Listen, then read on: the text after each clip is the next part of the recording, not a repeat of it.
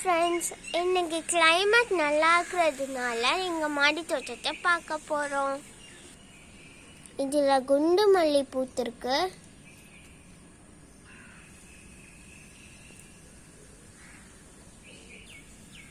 இது அருகம்புல், இது கீரை, புதினா,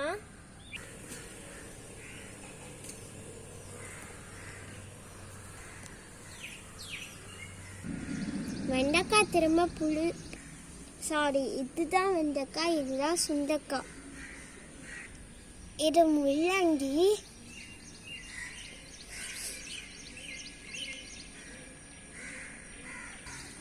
இது இன்னொரு வெண்டைக்காய் செடி. இதில் வெண்டைக்காய் கூட இருக்கு பாருங்க. வாழை இப்போ தான் வச்சுருக்காங்க, 2 வாழை வச்சுருக்காங்க.